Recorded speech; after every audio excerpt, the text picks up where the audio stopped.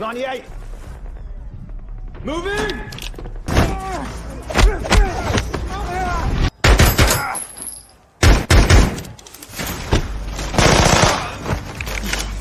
Hai guys, bagaimana kabar kalian hari ini? Semoga semuanya dalam kondisi sehat dan baik-baik saja ya guys. Kali ini kita akan merangkum film berjudul The Wildcat yang dirilis pada tahun 2025. Film ini menceritakan mantan anggota unit pasukan khusus yang harus berhadapan dengan jaringan kriminal internasional setelah anaknya diculik. Ingin tahu seperti apa keseruan dan kisahnya? Mari kita segera ngobrol film.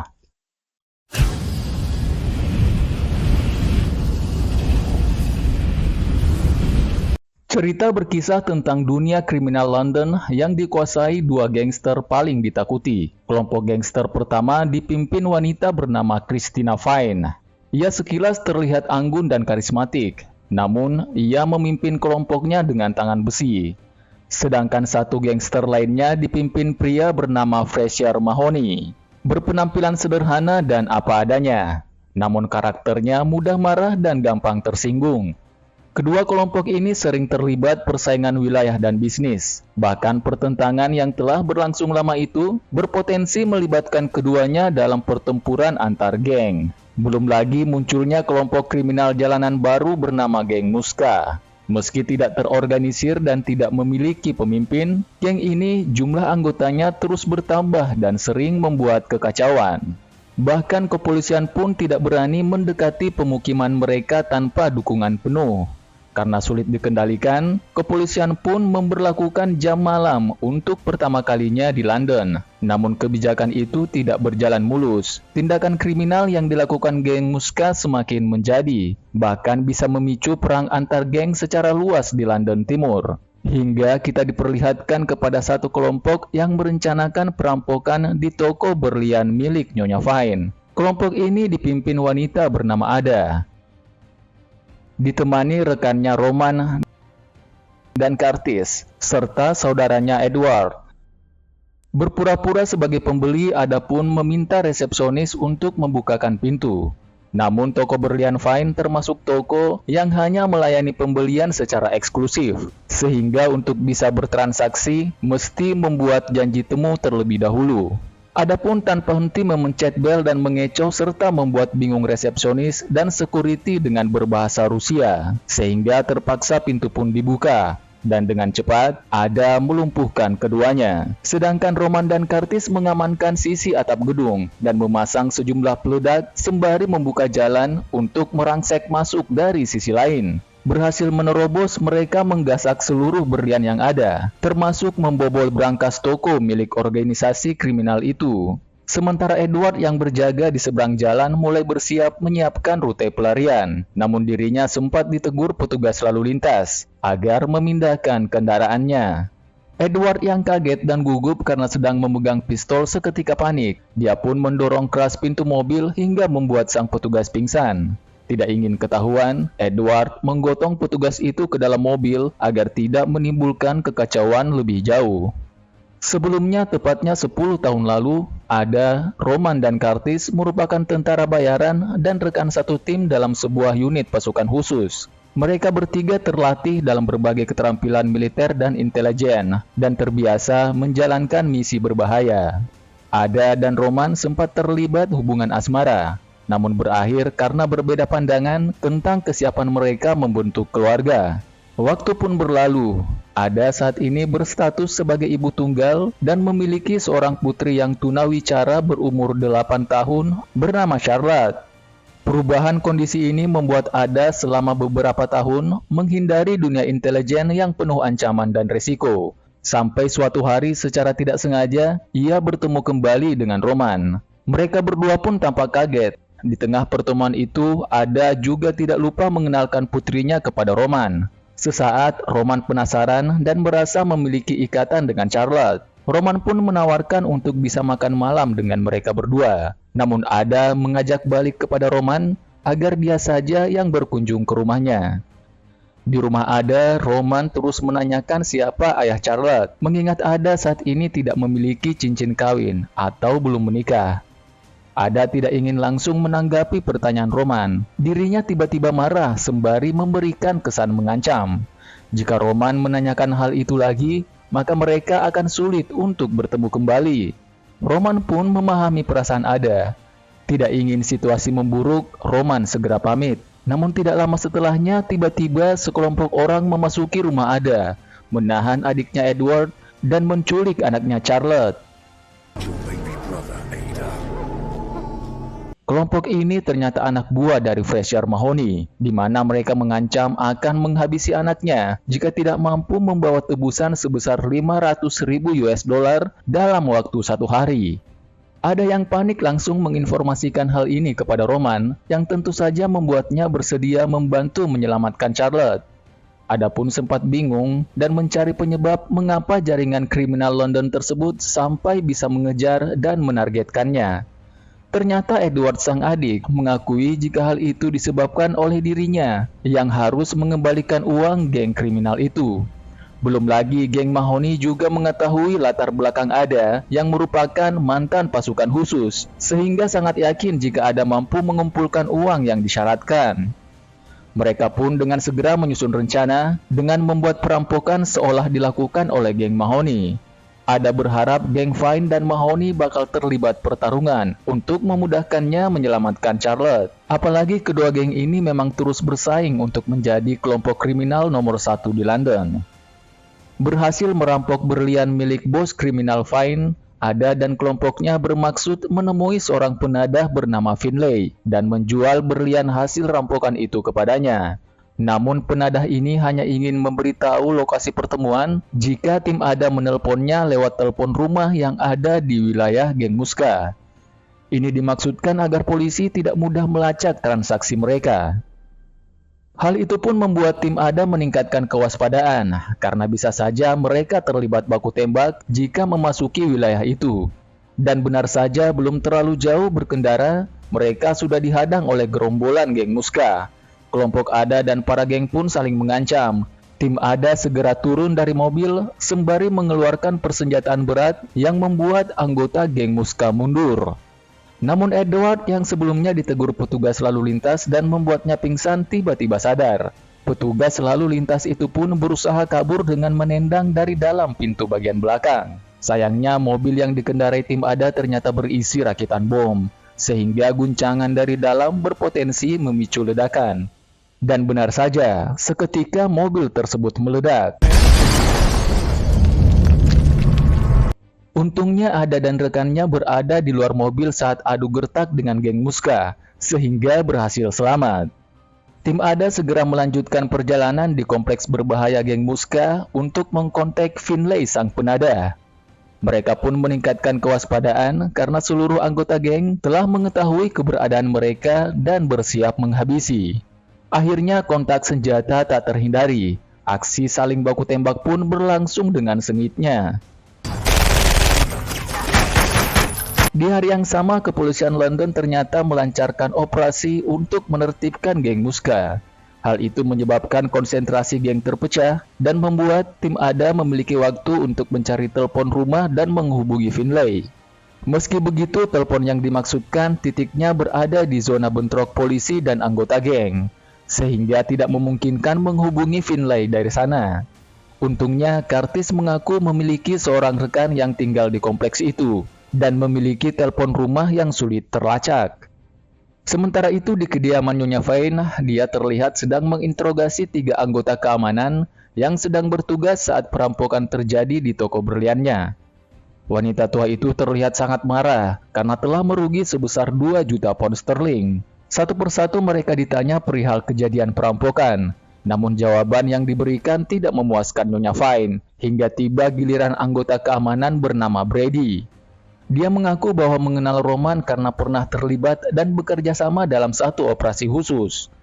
Dia pun menjelaskan latar belakang Roman beserta kemampuan taktis yang dimilikinya.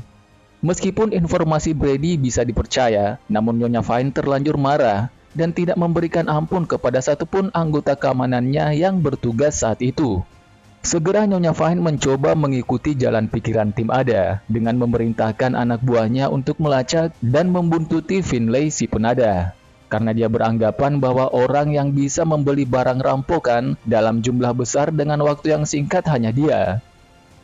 Sementara itu, tim Ada berhasil menemui kenalan Curtis yang bernama Nicky. Dia terlihat sedang serius menyaksikan berita baku serang antara polisi dan geng Muska yang berubah menjadi kerusuhan di London Timur. Tanpa membuang waktu, Roman segera menelpon Finlay dan memastikan titik transaksi. Sementara Ada bergegas menemui teman lamanya Shia, di mana Shia menjalankan bisnis klub malam dan termasuk salah satu kelompok kriminal yang predikatnya di bawah geng Vine dan Mahoney. Ada sendiri pernah menjalin hubungan kerja dengan kelompok ini, hingga akhirnya Ada memutuskan untuk berhenti. Keputusan Ada tersebut membuat hubungan pertemanannya dengan Shia menjadi renggang. Ada bermaksud memberikan informasi dan meyakinkan Shia bahwa Mahoney merupakan otak perampokan di toko berlian Vine. Hal itu akan menguntungkan Shia, di mana jika kedua kelompok kriminal besar itu saling bertarung, maka akan melemahkan mereka dan otomatis membuat kelompok Shia menguat. Sementara itu, Edward dan Curtis diminta berdiam diri di rumah Nicky, karena dikhawatirkan Edward bisa mengacau, mengingat dia memiliki gangguan kepribadian. No, stop. Also, I have a very serious personality disorder that's... Segera Ada dan Roman bergerak terpisah, namun Ada dihadang oleh gerombolan yang mencoba menggodanya. Merasa tidak punya waktu meladeni mereka, Ada terlihat menghindar, namun terus diikuti oleh kelompok tersebut. Akhirnya Ada tidak punya pilihan selain menghajar kelompok itu.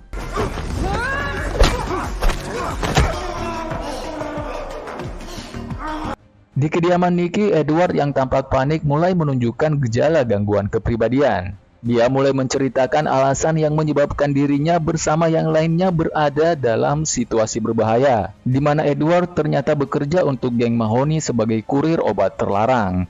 Dia bekerja bersama rekannya Ruben, namun Ruben memakai uang hasil penjualan barang tersebut, yang menyebabkan mereka berdua harus bertanggung jawab dan mengganti uang bersama bunga yang totalnya mencapai $500.000. Karena tidak punya uang, akhirnya kelompok Mahoney mengeksekusi Ruben dan menculik Charlotte. Nicky yang melihat perilaku Edward yang semakin panik, mengingatkannya agar tidak membuat keributan, karena khawatir mengganggu anggota geng Muska di lantai bawah.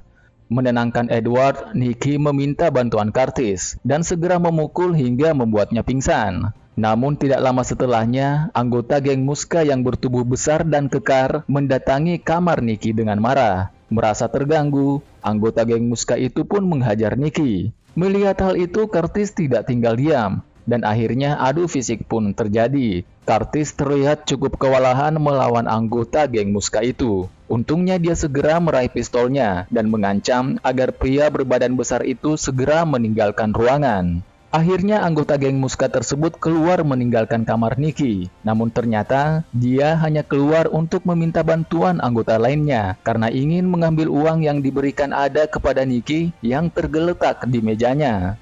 Pertarungan keduanya pun kembali berlangsung. Kali ini anggota geng Muska itu melawan dengan persenjataan lengkap, hingga baku tembak yang sengit berlangsung cukup lama. Sayangnya Nicky tewas setelah terkena tembakan. Begitupun Curtis. Meski mampu menumbangkan para anggota geng Muska itu, nyawa Curtis tak tertolong setelah ikut terkena timah panas.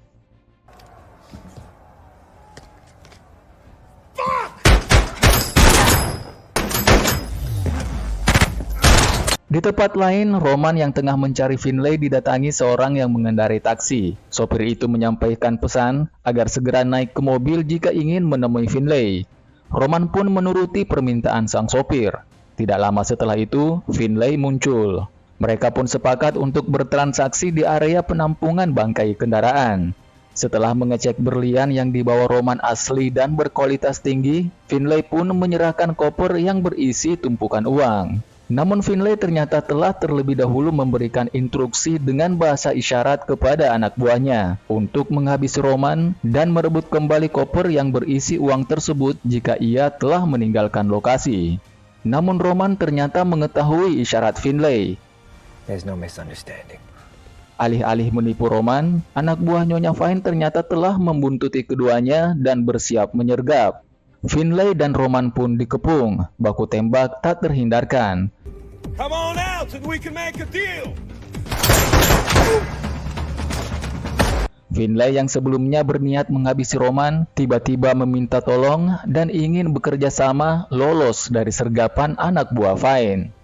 Berada di area yang cukup terbuka, Roman dan Finlay jadi target yang mudah terekspos. Akhirnya sambil berlindung di samping kendaraan, Roman mencoba menembak tabung gas yang ada di lokasi itu untuk mengecoh anak buah Vine, namun gagal. Roman pun terus berpikir untuk bisa ke area yang lebih tertutup. Akhirnya ia menuju ke salah satu gudang yang terbengkalai.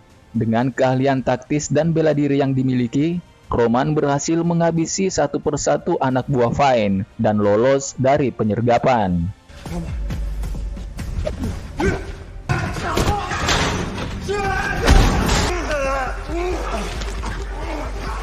Sementara itu Ada telah berada di klub milik Shia. Dia pun bersikeras untuk bertemu dengan mantan koleganya itu, setelah sebelumnya dihalang-halangi para penjaga.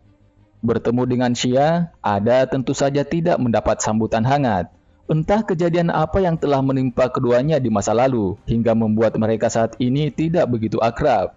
Menguji Ada tidak menjebaknya, Shia pun memintanya untuk memborgol tangannya pada suatu alat yang mirip tempat penyiksaan. Namun Shia ternyata penasaran, apa yang menyebabkan Ada berani untuk kembali bertemu dengannya. Shia pun dengan perlahan mencekik leher Ada hingga membuatnya kesulitan bernafas. Ada pun bertindak refleks dengan membenturkan kepalanya ke Shia, yang sontak memancing keributan dan membuat anak buah Shia berdatangan. Ada pun dikeroyok, namun pengalaman tarung yang dimilikinya membuat anak buah Shia tidak berkutik. Setelah mengalahkan anak buah Shia, Ada pun memberikan informasi bahwa kelompok Mahoney adalah otak di balik pencurian berlian milik Nyonya Vine yang menyeret dirinya. Shia pun setelah mendengar informasi itu cukup terkejut dan mengisyaratkan akan memanfaatkan situasi itu. Setelah memberikan informasi ke Shia, Ada langsung kembali ke pemukiman geng Muska. Namun dirinya kaget melihat mayat yang tergeletak di sepanjang koridor apartemen Nikki. Dirinya pun segera mengecek ke dalam ruangan dan mendapati rekannya Curtis sudah tidak bernyawa. Edward? Sedih, panik, dan marah, Ada langsung mengecek kondisi Edward. Untungnya sang adik baik-baik saja. Edward pun langsung mengungkapkan perasaan bersalahnya kepada Ada dan meminta maaf karena selama ini hanya menjadi beban di kehidupan kakaknya. Namun Ada mengatakan bahwa hal tersebut bukanlah suatu masalah, melainkan sudah menjadi tugasnya. Ternyata hal itu merupakan kata-kata terakhir yang diucapkan Edward kepada Ada, setelah dirinya tertembak shotgun oleh kelompok geng Muska yang masih bertahan hidup. Edward tertembak karena berusaha melindungi kakaknya yang sedang dalam bidikan senjata gangster. Melihat hal itu, Ada yang tepat berada di samping Edward langsung membalas dengan tembakan tepat ke jantung sang gangster. Berada di puncak amarah, Roman seketika datang menenangkan sambil menceritakan kembali kisah mereka berdua saat masih bersama dalam pelatihan gabungan di unit pasukan khusus. Ada kembali tenang dan dia teringat akan anaknya Charlotte yang mesti segera diselamatkan. Sementara itu Christina Vine mendatangi markas Shia yang ingin mengetahui informasi terkait perampokan yang terjadi di toko berliannya. Shia pun mengatakan bahwa dalang dari perampokan tersebut merupakan saingannya, Fraser Mahoney. Sejenak Nyonya Vine tampak terkejut. Dia ingin mengetahui lebih jauh siapa yang memberikannya informasi tersebut. Namun Shia enggan menjawab, bahkan dia meminta imbalan kepada Nyonya Vine atas informasinya itu. Merasa sedikit ditekan oleh kelompok kriminal kecil, Nyonya Vine langsung menyuruh anak buahnya untuk menyapu bersih anggota dan bisnis milik Shia. Di tempat lain, Roman dan Ada tengah bergerak menuju suatu kafe yang dikuasai Mahoney, yang menjadi titik di mana dia akan menukarkan uang tebusan dengan anaknya Charlotte.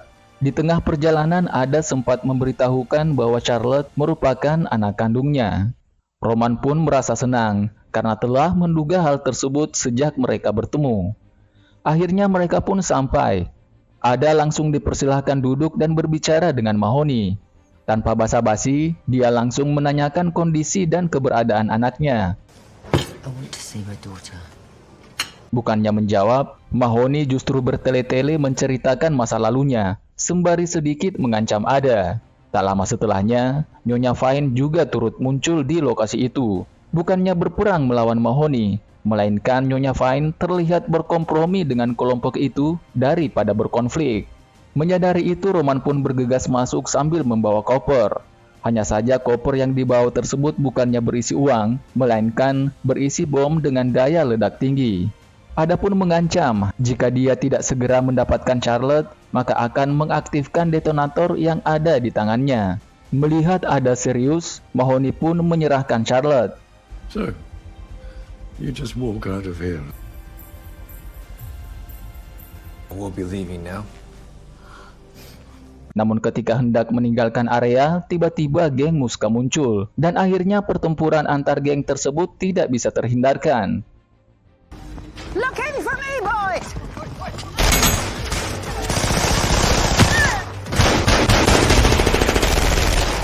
Berada di tengah-tengah pertempuran, ada Roman dan Charlotte terpojok. Mereka tidak punya pilihan selain meledakkan koper yang berisi bom untuk merubah situasi. Akhirnya Ada pun mengaktifkan tombol pemicu ledakan, dan seketika kerusakan yang diakibatkan bom itu cukup parah dan menewaskan Mahoney, Nyonya Fine, dan kelompok geng Muska. Sedangkan Roman, Ada, dan Charlotte berhasil selamat meskipun sempat luka ringan.